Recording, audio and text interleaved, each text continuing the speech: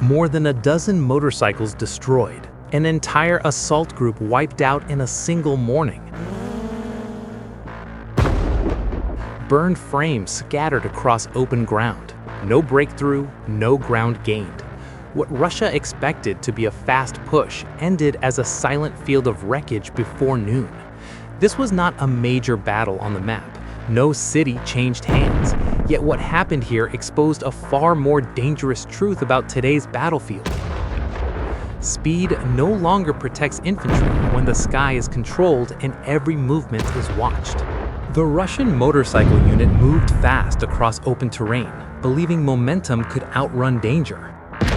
Instead, it rode straight into a kill zone that had already been shaped by Ukrainian reconnaissance drones and sniper teams waiting in place. Within minutes, a tactic built on mobility collapsed into complete immobility. Ukraine did not rely on a single weapon or a lucky moment. Snipers and FPV drones worked as one connected system. They watched, selected, and struck with purpose. Every move was guided by information collected long before the first shot was fired. This is the part often missed in raw combat footage. The real battle happened earlier, in the air and in the flow of data. And that raises an uncomfortable question.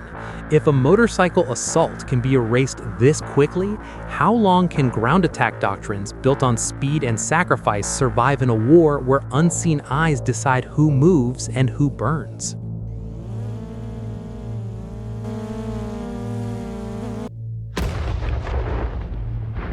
Over the past year, Russian commanders have increasingly relied on motorcycle assault units because traditional armored pushes have become too costly to sustain.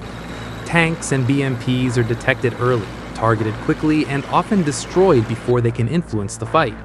The approach phase has become the most dangerous part of any assault. Motorcycles offer a different calculation. They are cheap, fast, and expendable.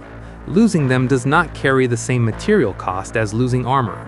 The idea is to move infantry across open ground quickly, accept risk at the individual level, and preserve heavier vehicles for later stages. In practice, these motorcycle units are used as probes and shock elements. They are sent forward to test defenses, trigger reactions, and identify weak points. Riders spread out, avoid roads, and rely on speed to cross terrain that would be deadly for slower forces. From the Russian command perspective, this tactic is not designed to win a fight outright. It is meant to force contact, disrupt defenders, and create small opportunities that heavier units can later exploit. On paper, the logic holds. Motorcycles can move through narrow gaps, adjust direction quickly, and operate where tracked vehicles struggle. Losing a bike and its rider is considered less damaging than losing a tank crew.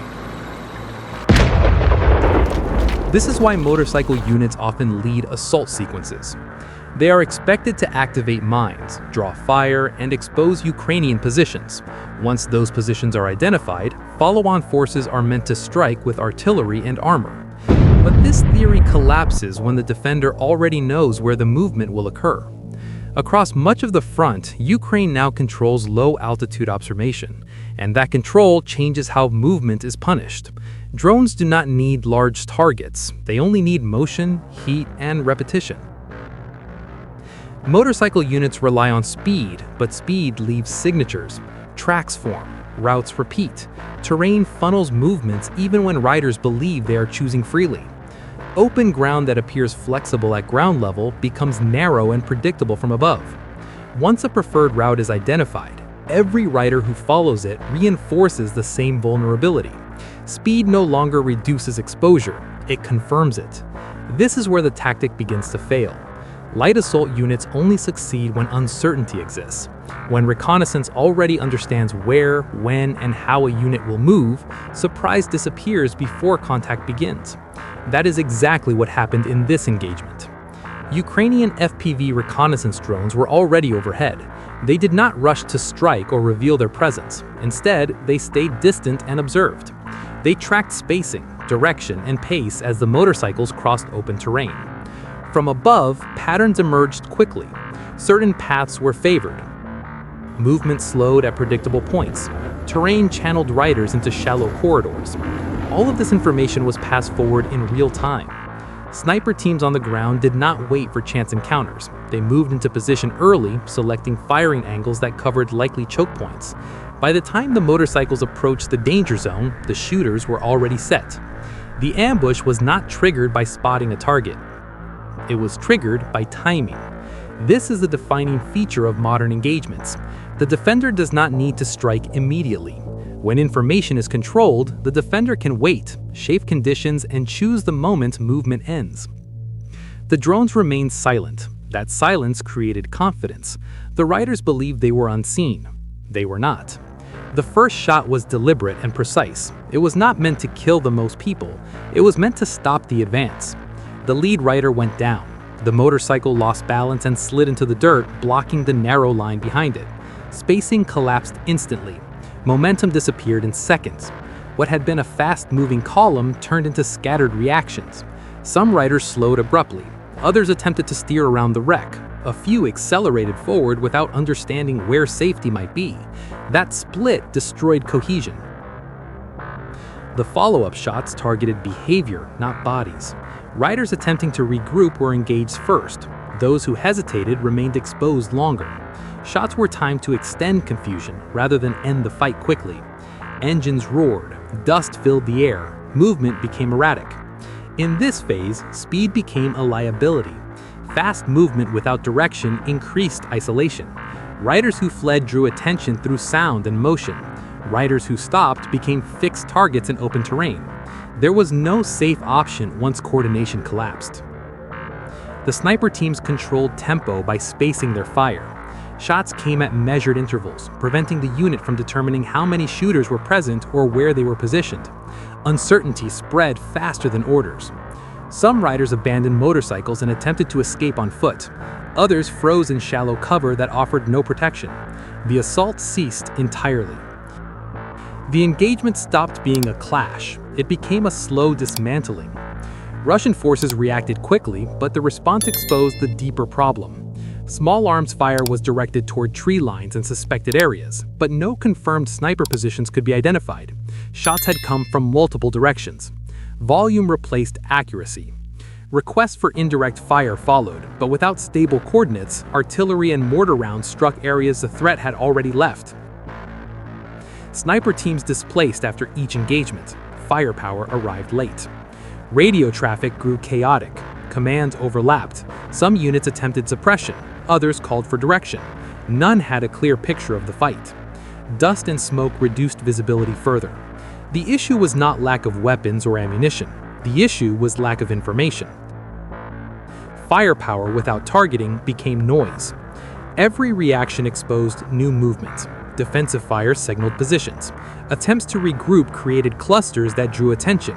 Withdrawal routes were just as exposed as the approach.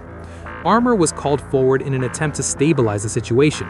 Tanks and BMPs moved toward the area expecting that heavy fire would suppress the threat and restore control. But they were detected well before arrival.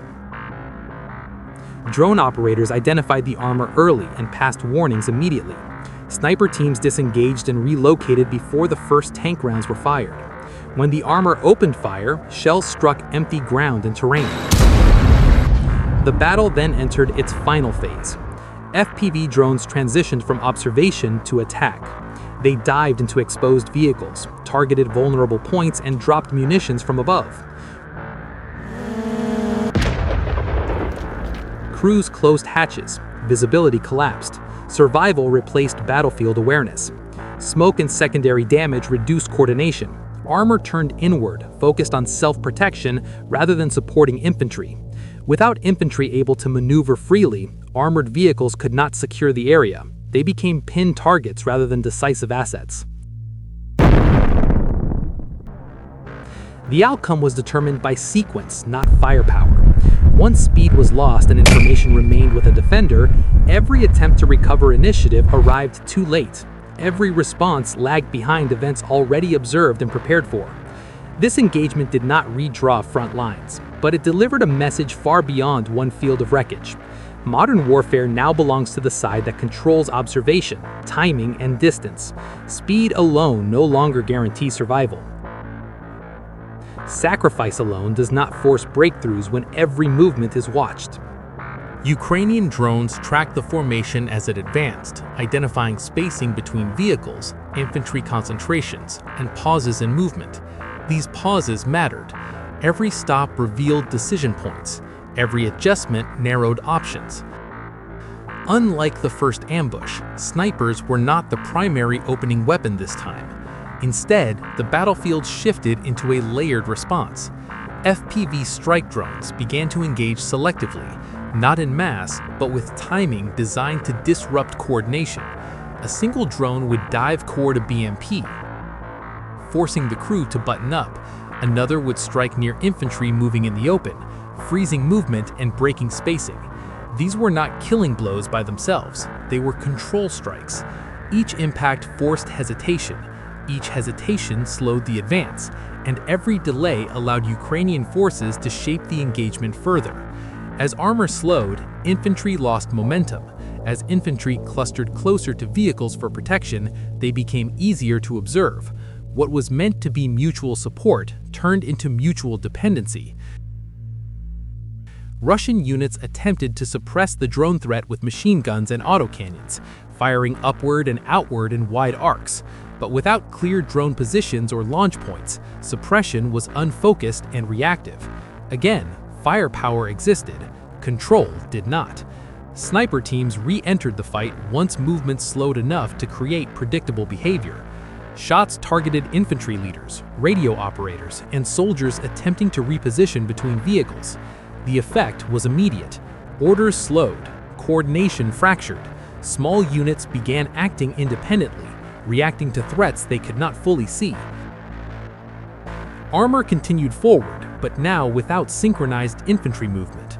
Tanks advanced into terrain they could not secure, while infantry hesitated to follow under drone pressure. This separation was decisive. FPV drones exploited the gap.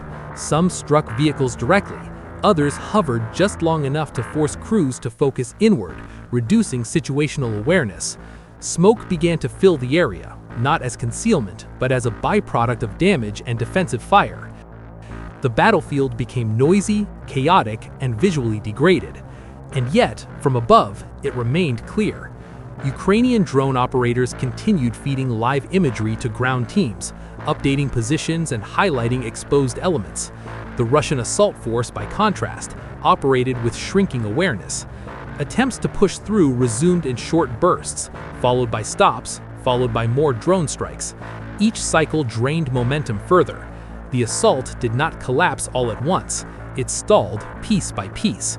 Eventually, Russian commanders faced the same choice as before: commit more assets into an increasingly controlled space, or pull back and preserve what remained. The decision leaned toward withdrawal. Armor began reversing. Infantry disengaged where possible. Smoke was used to mask movement, but drones tracked exits just as easily as entries. The retreat routes were as exposed as the advance routes had been earlier. The second assault failed for the same reason as the first, despite heavier forces and greater firepower. Information never changed sides. This is the deeper lesson of the engagement.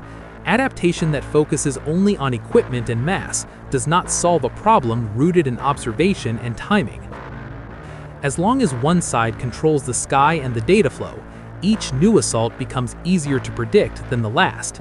Speed failed, protection failed, firepower failed. What worked was connection between drones, shooters, and decision makers. This is not a unique event, it is a preview. As surveillance becomes cheaper and more persistent, and as strike systems grow more precise, ground units that move without information dominance will continue to suffer disproportionate losses. The motorcycle assault did not fail because the machines were fragile. It failed because the rhythm of movement was broken. Once that rhythm collapsed, everything else followed. The question going forward is unavoidable. Can ground assault doctrines adapt fast enough to survive under constant surveillance, or will scenes like this become routine along modern fronts? The battlefield is no longer decided at the moment of contact. It is decided earlier, in planning cycles, in airspace control, and in how quickly information moves compared to troops on the ground. This is how modern war is changing in real time. Subscribe to Tactical Military for more reporting on how modern war is changing in real time. and click the video on screen to continue watching. How Russia thought the Bradley had no way out, then this happened.